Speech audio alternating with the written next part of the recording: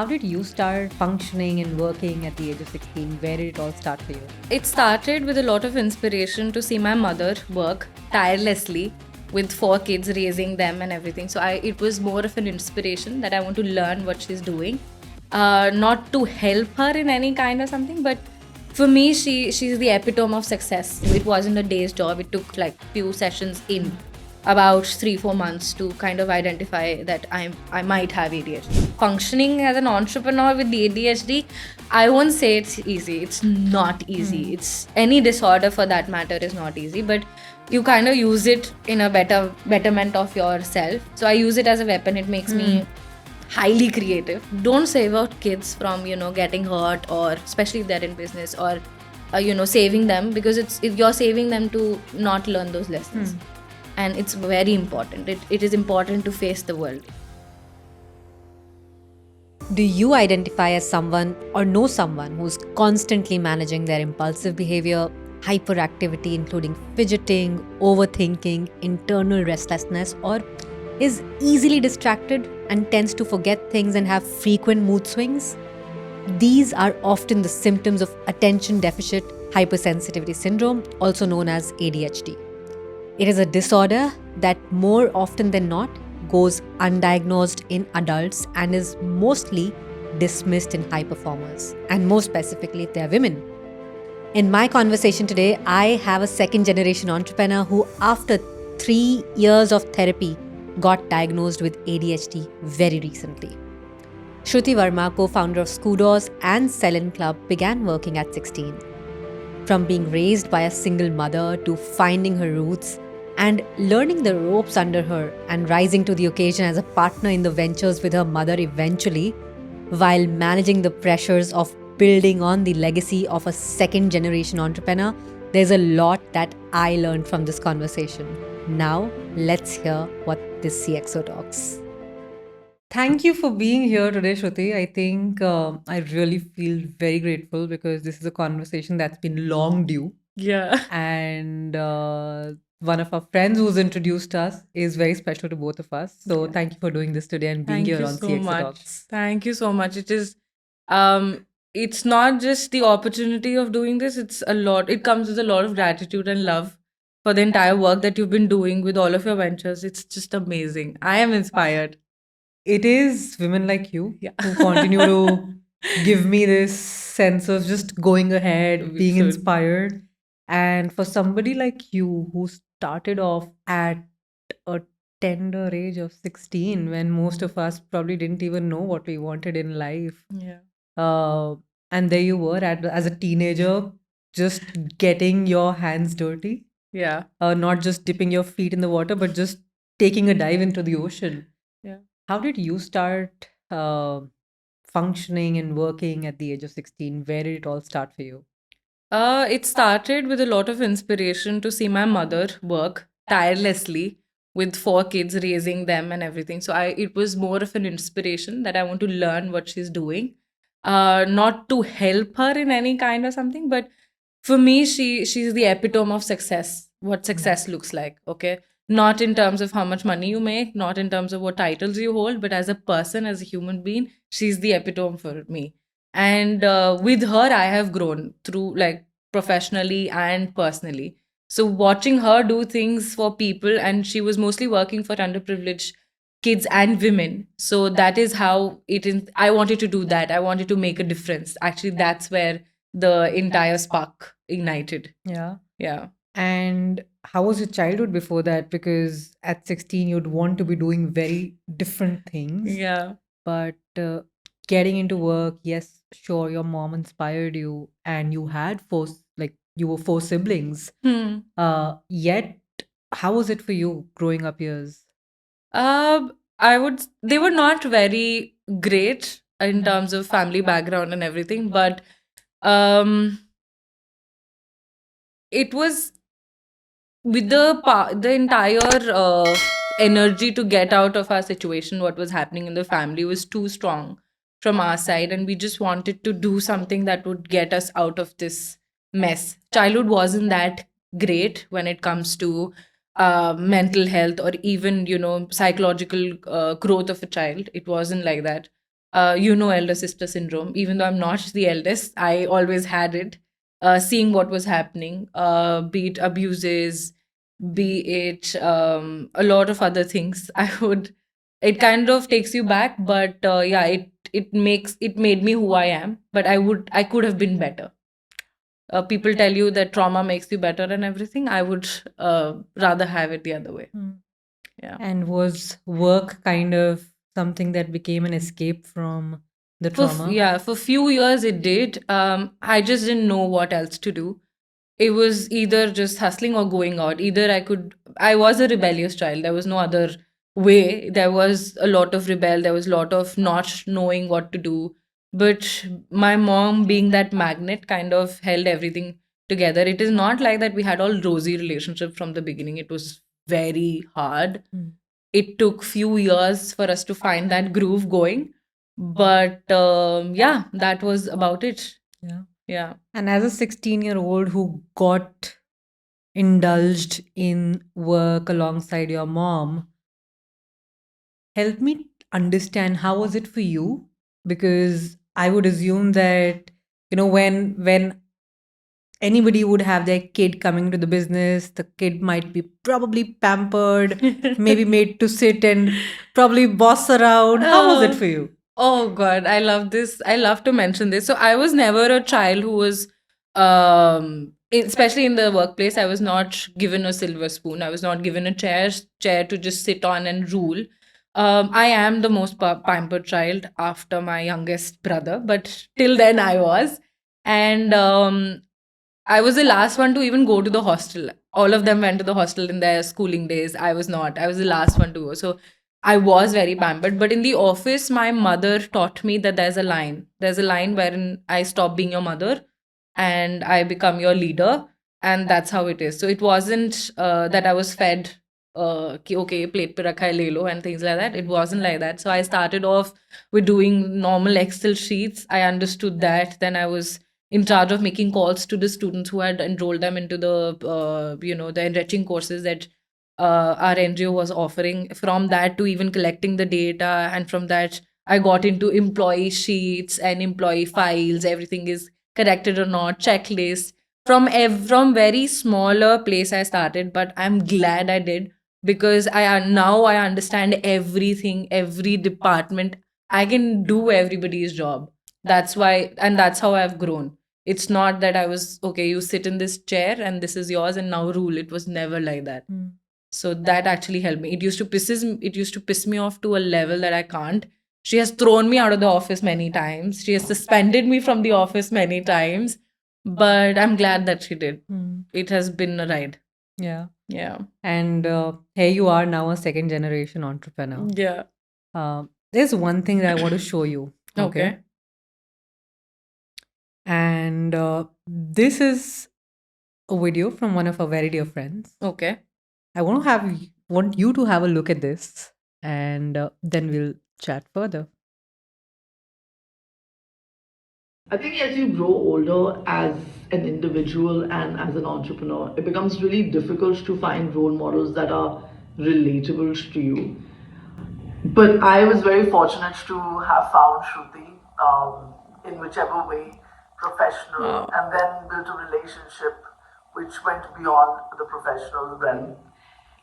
And the reason why I'm extremely fortunate is because I find inspiration, I find, well, cliched enough, motivation as well. But I also find a sense of purpose when it comes to her, and that drive to, just do what it takes to achieve your goals, no matter so what. sweet. I can't tell you how much that fills me up, fills my cup up, just watching her being. And I'll give an incident which showcases her resilience, which showcases her mindset to go and get what she believes she deserves. And that is on the day of her TED Talk, her TEDx Talk. Shruti was down with 104 degrees fever. I have no idea how that woman delivered an 18 minutes talk, because even though I am a decent public speaker, and I also have that drive in me to do what it takes. I'm not sure if I would have had that. I mean, I'm extremely impressed with small anecdotes like this that she keeps bombarding me with. This is just one of them. And my God, Shruti, you're just somebody who I really look up to, and I hope the best for you. I hope that just by you being you, you inspire so many other people like you've inspired me. Best of luck. This is so sweet. Oh God. I don't know how to take compliments, honestly. It takes a while for me to get into it. But oh my God. That was so sweet. Ah, Yeah, let it sing. yeah. It takes a while. Yeah. Yeah. But there you were on the TEDx talk Yeah. at 104 degrees temperature and still delivering it. Where did that kind of sense of responsibility, that kind of sense of ownership Hmm. come from? Um, the thing with me is that so for the longest time, I was a child who would start something and not finish it. And it comes from ADHD, a lot of it. But at that time, I had no clue. I started off a lot of things. I have been trained into professional music, singer, and a lot of other things, but I never completed anything. After a point, and especially when I started up taking, leadership role in the organization, or it's not just the role, it is not just to do with the designation, but the responsibility that I had and my team and everything, it came from there. And it, again, all of my best part of who I am or whatever driving force is my mother. There have been instances where my youngest brother would cry in his hostel, would call us that ye ho gaya, wo ho gaya, and my mother has to do something in her professional this thing. We have any which ways we have taken each other's load no matter what. So because we were the eldest ones, we have, but for her to kind of compartmentalize things, it was something that I wanted to do, and after a very long time, I've achieved that. So that is that entire drive that जो अभी urgent नहीं है, जो important नहीं है. So I have that boxes in my head and I have to do it. And it comes because I know that if I don't, things will, a lot of people will get affected. I also recall this moment that you'd shared before we dived into this conversation about your mom taking the ownership of even cleaning up her office that you saw Yeah. once. I would Yeah. love for you to share that. So I was on my vacation and it was winter vacation, and I'm usually very happy around my birthday month. So I told her we'll go to your office, and she was like, okay, but don't like distract me or anything. Just let me work and things like that. We reached at 8, and I kept asking the office 10 baje khulta hai, why are you going? Or 9 baje khulta hai, why are you going at 8? Like I go, so there is this story also I had shared, Chao mein aana and Chao mein jana wala. I'll share that later. But I saw we went to the office and she started sweeping the office. Now, this is when we do have people to do it. This is when there are about 10-15 people in that particular office. And then there is a sweeper, there are people to help us, housekeeping staff and everything. They came late. They came at 8:50 if the office is beginning at 9. But she did it. She cleaned that entire thing. And I was just looking at her and she told me that जैसे लोगों का शरीर मंदिर होता है, it's because of things, because of their शरीर, they are who they are. And she tells me that day that मेरे काम की वजह से जो मैं हूँ वो हूँ. I'm relevant because of my work, because of my hard work, and मेरा ऑफिस ही मंदिर है. So our office, wherever we have had our office, I'm sure she must have swept it at least एक बार तो किया ही होगा. अब तो खैर I do it, but even now if she had the chance she would do it. अभी भी वो करेंगे. So it is that respect for work. It is not just hard work or ideas or anything. It is just respect to work forward and make a difference. That's a very big deal. And you'd also touched upon ADHD. Yeah. And as an entrepreneur, and as somebody who started working very early on, especially if you look at it, there still isn't a very clear diagnosis or a way to diagnose ADHD even now for Yeah. adults. For children, yes. But then for adults, there's still a lack of that kind of diagnosis. When did you get to know, and how do you see that seeping into your daily life when it comes to work and functioning as an entrepreneur? I actually went through years of therapy. I still am for refreshment sessions, like we talked about. But I went through rigorous therapy for good 3 4 years, and it wasn't just like once a week. It could be it has been three times a week as well. So my therapist identified I do have anxiety disorder. It was not just worry or fear of future. It was proper anxiety disorder, and I was insomniac for a year and a half in like few years ago, and it kind of built up an entire thing wherein एक बार फट गया पूरा. So once that happened, when I erupted, everything came out. Anxiety disorder came out, seasonal depression came out, a lot of panic attacks came out. And from there, while she was treating anxiety, like we were working on my anxiety issues, after a while it has gotten better. I'm sure it did. And after a while, when we started working on other things, there was also trauma sessions and things like that.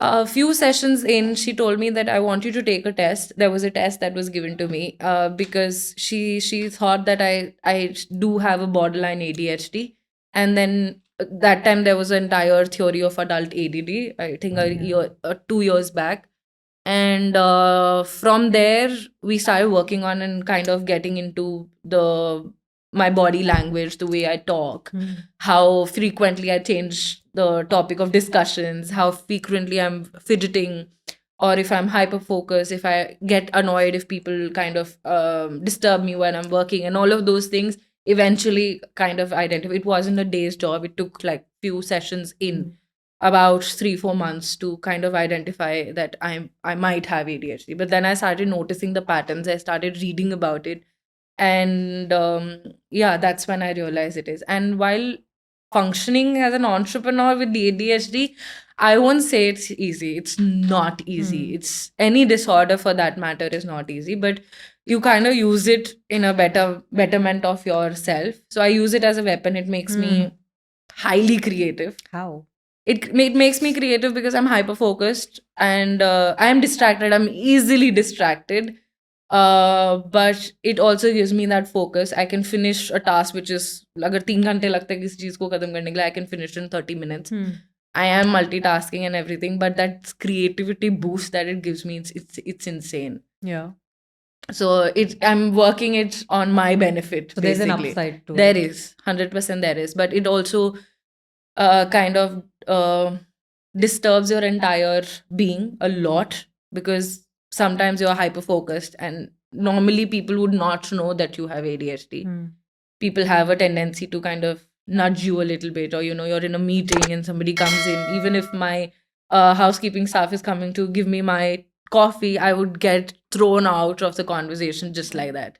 So it takes even the smallest of actions to kind of get me out of my chain of thoughts. So it is difficult. Yeah. But while I use it as a weapon, I'm coping. There must be new ways. There should be a research done on it. But yeah, And is ADHD different for women than men? it is. I don't know what they experience, but I have done a lot of research. So I'm a person who want to delve into things very deeply. Yeah. Because hyper focus. Yeah. So I get into a subject and I just go in and in. So for women, so for example, if we are menstruating, it gets worse. ADHD episodes, they do get worse. I won't call it episodes, but you kind of are irritated. You're any which way is distracted. Generally, women are distracted during that time. It becomes 10 times worse. And even the symptoms of hormonal imbalance kind of plays into the role. Yeah. So it's a lot of things in one go. So it's quite difficult that time. And if you were to share some symptoms, with the CXO Talks community for them to also know and see if there is any kind of prevalence, or they want to probably go for a diagnosis, what are some ways to start identifying that there could be a potential disorder here that they're dealing with, and it's not just overthinking yeah. and things like that, or fidgeting. But the thing is that I can tell you my symptoms. If you see my TED talk, it's quite visible. If you know a person with ADHD, my TED talk will be like a testimony for it. Um, if you were not asking me questions, and if I would have been speaking on myself by myself, I would switch from one thing to another very quickly. So that is one of the biggest thing that kind of plays in your, because there are a lot of things that is running back of your head. You want to say this, you want to say that, you want to do a lot of things, but with ADHD it kind of switches very quickly. I'm not a medical professional. I can't tell you what exactly it is. So, but hyper focusing on things and even overthinking should not be taken lightly. Overthinking is also associated with obsessive compulsive disorder as well, anxiety issues as well. So it could be a blanket of things, or it could be ADHD. It's quite very very very difficult for you to kind of understand. But yeah, keep looking out to factors that you're fidgety when there's a stressful situation, or you're moving too fast into things and kind of dropping the things that are pending and things like that. So maybe that could be a thing, but it takes a while. It takes a while to understand. It's not a one day's job, or because even the psychiatrist and the therapist and everything, that's an entire team of people that need to sit and observe you as a human being, how you function. So all of that, even like fidgeting your leg or even doing things like that. So that's why I wear these rings for this purpose. It kinds me keep, like, I can fidget anytime I want. So yeah. Interesting. Yeah. And in all this, as you also lead the business with your mom, Yeah. Skoodos and the SELIN Club, what have been your learnings as a second generation entrepreneur? Especially, if I was in your place, or let me just say, as a fly on the wall, I would consider that maybe there's a lot of pressure because there's somebody who's already achieved a lot Yeah. and built a legacy Yeah. and credibility. And then you come in as the younger one and have to take the business on, have to take the reins in your hand. So there's also a lot of pressure. You're always being looked at. And then with somebody dealing with ADHD at the same time, you're also overthinking. So how does it play out? What are things that you've learned in the process? Frankly, sometimes it gets overwhelming. Yeah. And I wouldn't say it's easy. It's not easy for anybody, irrespective of the spectrum that you are at, but it's not easy for anybody to step into the shoes of success. Having said that, in my one of my therapy sessions, I had learned that oftentimes we take parents to be on some kind of a level.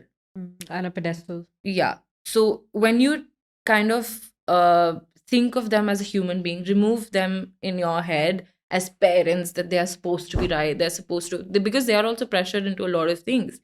And especially in an entire brown society that we talk about, that's a whole lot of thing that they are also dealing with, their generational trauma and all of that. So first things first, I kind of removed my mother. In the office, she was never my mother. It took years to understand that. I would cry in the bathroom. मेरे को ऐसे कैसे निकाल दिया, मैं उनकी बेटी हूँ, she disrespected me and things like that. But I understood that वो किसी के साथ भी होगा. She's a leader. Her entire being is on that. वो उस काम के वजह से there's food on our table. Obviously, that will get more respect. And having to raise 4 kids was never easy. Even at this day and age, you can't do it without help. So first things first, you have to take them out of that position. Consider them as human beings who are already successful. And one more thing, they are your biggest cheerleader. It might not look like that, but they are your biggest. You are any which way is destined to win there. There is no other way, but you have to surrender. I did not surrender for a few years. I thought I was right. Young kids, and you want to 20 something and you will achieve everything in this world. But then I surrendered. And there's a reason that I surrendered, because बाकी सब चीजें तो try कर ही ली थी. I tried being rebellious. I tried being मेरे हिसाब से चीजें चलेंगी, I am doing this, I am doing that. It did not work out. It did not give me the kind of results I wanted, and it was kind of affecting my personality as well. I became more arrogant toward things. But when I surrendered, my anger issues came down. I just surrendered to mom that, okay, whatever you say, I'll do. Yeah. You tell me to file something, I'll do it. You tell me to do Excel, I'll do it. You'll tell me to go or attend somebody, I'll do it. I'll go for a meeting. I have traveled so much because I surrendered. Yeah. That there is, and not just like fancy travels. I've gone to the remotest of place and mobilized hundreds of kids to do the courses that will help them kind of earn their bread. And it came from purpose. It cannot just be. So that is one thing. So you have to surrender. There is no other way. Yeah. So those are the lessons that I've learned. Challenges are there because you keep thinking कि भाई parents है घर पे बात हो जाए. Lot of times you kind of bring work to your household. So there's never an end. there's never an end, or there's never a breaking point where you say Yeah. that, okay, this is where this conversation ends. Yeah, but consciously I have started drawing a boundary there where I tell my mom and I tell myself कि अभी हम घर पे हैं, we'll talk about it tomorrow. नहीं नहीं अभी कुछ like that, if there is something urgent or things like, okay, अगर हम colleagues होते तो हम कल बात करते. Yeah. You would have respected my time and I would have respected yours. So I've kind of started doing boundaries, not just for myself. Even I for don't her. mind, but for her. Yeah. It's so much important, and there is no break. She has never taken a break. There's never been a break. But even then she's doing so great because sometimes it's like a complementary duo that we are. Yeah. Some things are extremely great with her, and sometimes some things are extremely great with myself. So we kind of complement each other. So that is what it is. So you have to draw the boundary. Yeah. What are some eventually. other challenges that come in the way of one, being a second generation entrepreneur who is taking the business legacy forward, and second, of course, because there's this mother and daughter relationship, what are some things that, apart from the boundaries, what are other things that you kind of see coming up often that you might want to share with others who are looking to probably take the business legacy forward from their families? I think the most challenging part would be your other family members accepting it.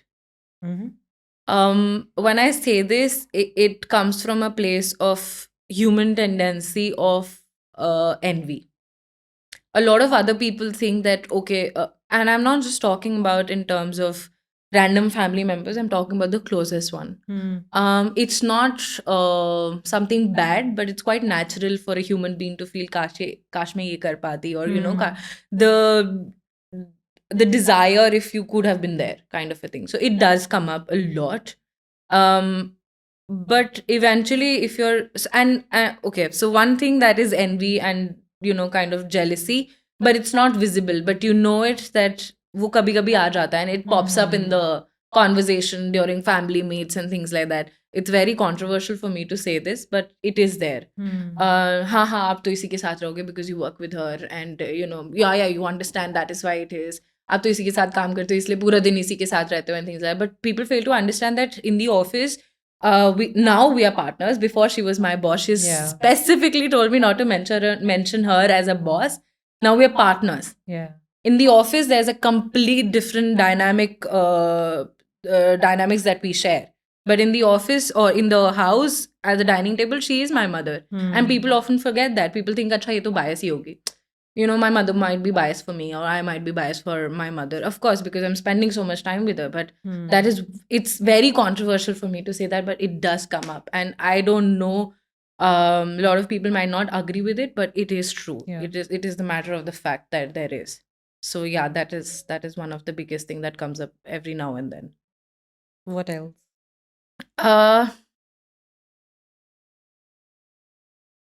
I think for parents to accept that aap bade ho gaye ho is also as challenging as you surrendering. It takes a while. It does take a while because you want to save your child, not get hurt. It's a normal tendency for Yeah. parents to do that, Yeah. right? कि कोई बोल ना दे इसको, बचा लेते हैं and things like that. It took a while for her to kind of let me be on my own. I have made mistakes. I have kind of messed up a meeting or said something I was not supposed to say or things like that. But she, after a while, she did let me be. So for parents also, it is not an easy job. आप एक रुतबे के साथ जी रहे हो, correct? You're living at some point in your life, and there's entire aura to it. And when your child comes into place, it's difficult to kind of let it go also. Either you can let it go or you become partners with equal rights, with equal amount of respect, with equal say in the matter, any matter there is. So that's how you kind of cultivate a collaborative being, because that parent and child is going to be there, right? Absolutely. So surrendering and understanding that the child has grown is also very challenging, and I know it for a fact because I've lived with it. So don't save out kids from getting hurt, or especially if they're in business, or saving them, because you're saving them to not learn those lessons. And it's very important. It is important to face the world. If the world is not kind, we all know it, so you can't save them. And if I was to ask you that, if there was a role reversal here, Oh, that would be interesting. where you were the mom and your mom was your daughter, and you were in the business together, what would you do differently? What would be the three things that you would do differently?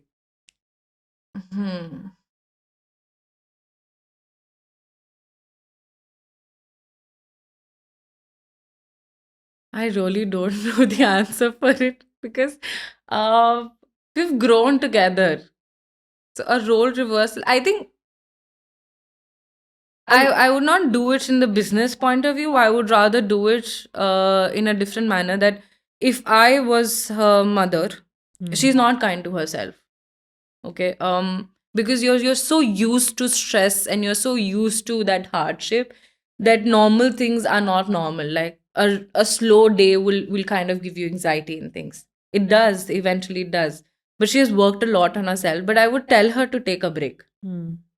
I would tell, because eventually she has understood what I need and everything, but she has not understood her part of the deal as well. I would tell her to take a break, probably go for a vacation, and kind of leave it. Jiska jo hona hai ho jayega, because ek to she is one of the strongest glue that is holding the family also together. So I would just tell her to take a break, not in terms of the role reversal where I'm the mother or anything in terms of business, but I would just let her be. And that's one thing. Not that she's not letting me be, but yeah, otherwise. So Yeah. I think that. Not the other way. Like, I would not do anything differently. She's done it correctly. Yeah. I don't know why. I might be very, mummy bhakt, but I am. I don't care. No, but I think that's a very interesting point that you made, especially from the perspective of entrepreneurs. And when I see it more from the lens of women who are entrepreneurs, I feel that we don't give ourselves the break and cut the slack that we must. There's a lot of overcompensation that happens. Yeah. You want to be the best as a mother, you want to be the best as a daughter, you want to be the best as a boss or entrepreneur, you want to be respected and everything. And eventually in that race, you forget that you're a human being. And I'm not saying that I have kind of perfected that. No, I have not either. And it's going to take a while for all of us, actually. The overcompensation is what I'm noticing in the trend these days with the women entrepreneur, actually. And how are you, now that you're aware, how are you working on not overcompensating, or how are you managing that bit for yourself? Boundaries. It might sound very easy, but for you to switch off your brain as soon as you're at a different so for example, that we're here and recording, eventually I was thinking, okay, I'm in the office, all of these things have to go on in the house, all of these things have to go on. I can't help it, I'm not there. I have consciously started telling myself, if I'm not there, and जो होना होगा वो तो any which ways होगा ही, मेरे होने से या ना होने से क्या फर्क पड़ता है, but wherever I am, I have to be present. So mindfully I'm telling myself, wherever I am, I have to be present. I can't compensate if I'm not there. If I'm not in the office, what will happen? things will work out. People will find the way to do it. I have stopped saving other people in order to kind of be that celebrated person. I am very used to do that. I'll kind of want people to think कि इसने मुझे बचा लिया था, the savior's complex is what my therapists have called it. But yeah, I did have that tendency, but I'm consciously working on not doing it. Yeah. If I'm not there, I can't help you. Simple as that. Do you see that tendency prevalent in a lot of other entrepreneurs? And do you see that specifically from the gender lens that it does exist a lot for women? Yeah, 100%. Women have this. So it's very natural to us to kind of save it, like to preserve it. It's very natural to us. Lot of people might argue it, but I've seen so many women entrepreneurs in my life. I've seen you, I've seen Gunur, I've seen so many of them, and there's a tendency to preserve, be it team, be it the work, be it the deals, be it your space.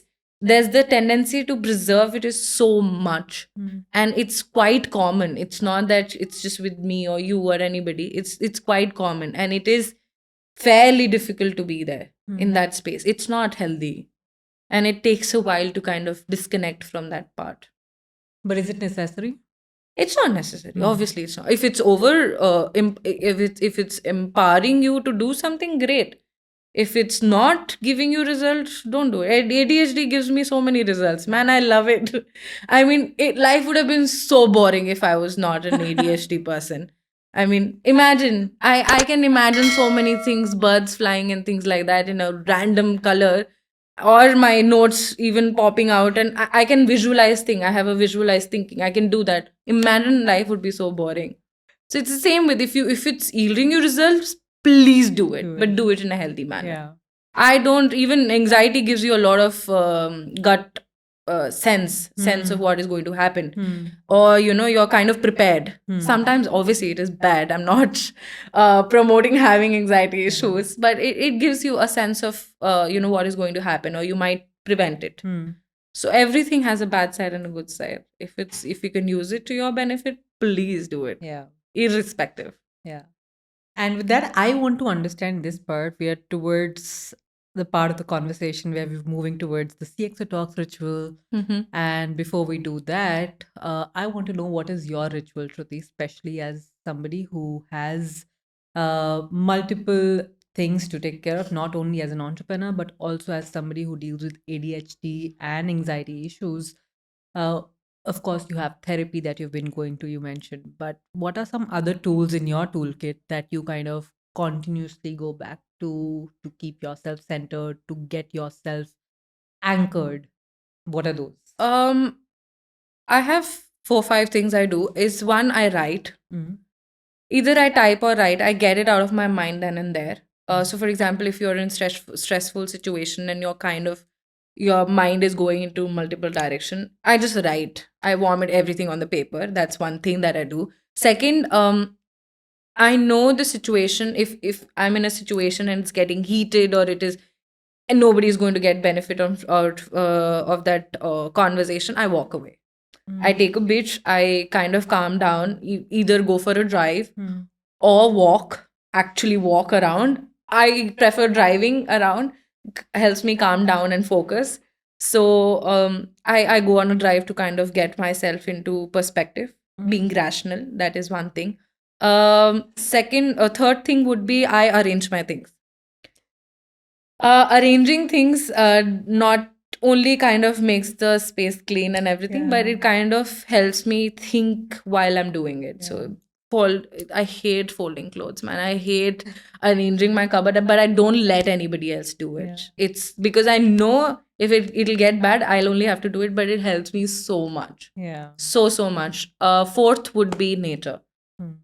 I love flowers to a point. It can brighten up my day in a single, just by looking at it. Yeah. So I make sure that wherever I am, there are a lot of flowers, even in the office, a lot of plants and a lot of flowers. Nature has the capacity to heal you in ways that you will not even fathom.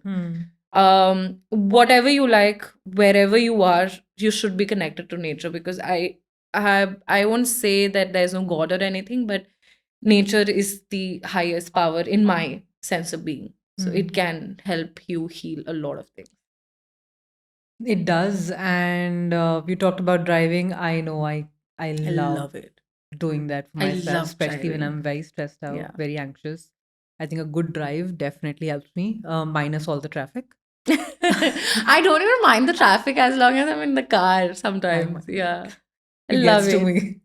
But you talked about, arranging things. Yeah. And again, that is another thing that I continue to do once in a while, especially as somebody who also ends up getting triggered when I see things scattered. Yeah. Oh God, I can't even. But yeah, I think these are like 4 tools that you Yeah, I mentioned do. are very helpful. And now we are at a part where I would want to ask you the question that I have from the last CXO Okay. in CXO Talks. And this is a question we don't share with you before the session begins. We share it now. I asked you the. So now is that moment. Yeah. And it's a very interesting question. Okay. And in the last episode, I had with me Neeta Lulla, Okay. the celebrated designer who's worked with hundreds of celebrities in Bollywood, Hollywood, Yeah. both, more than 400 odd movies. She has a very interesting question. And the question is that what is the question that still remains unanswered for you? Oh, this will open up a lot of things. But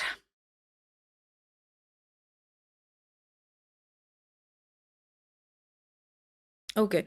You know how while we are growing up, we kind of pick up from other people's personality.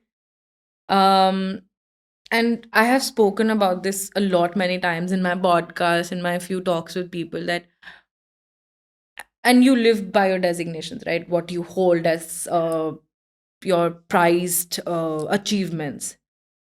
I think I really want to answer this for myself, and it still remains unanswered, and it will take a while for me to answer it properly. Would be, who am I without my designations, without my prized possessions, without the titles I hold? And it's going to take a while because some things do come with age.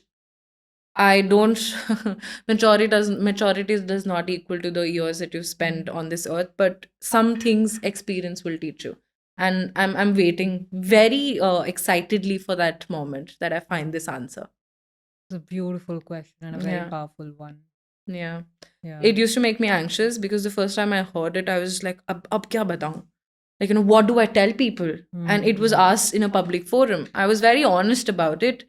And I'm glad that I was honest, that I did not know who am I. And it's too early for me to identify who am I as a person who, if not my prized possessions or designation or things I have done in life. So yeah, but I want to just one part of it I did answer was that I'm kind.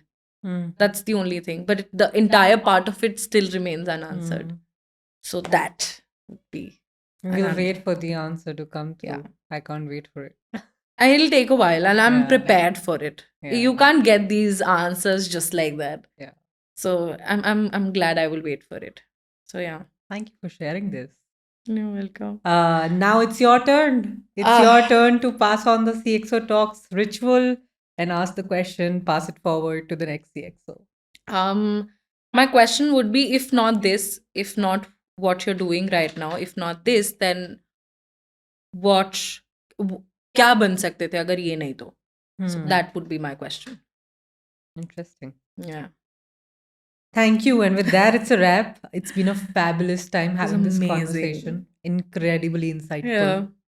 Thank you for doing this today with me, Shruti. Thank you for being on CXO Talk. Thank you so much. It was something else.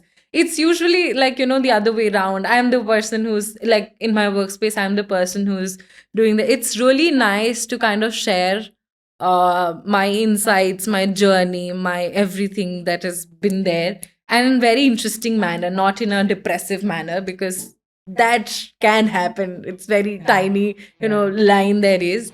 But thank you so much. Your questions were incredibly great. I love the conversation. It didn't feel like an official conversation taking place, and candid but very insightful. Thank you so much. Thank you. Yeah. Thank you for doing this.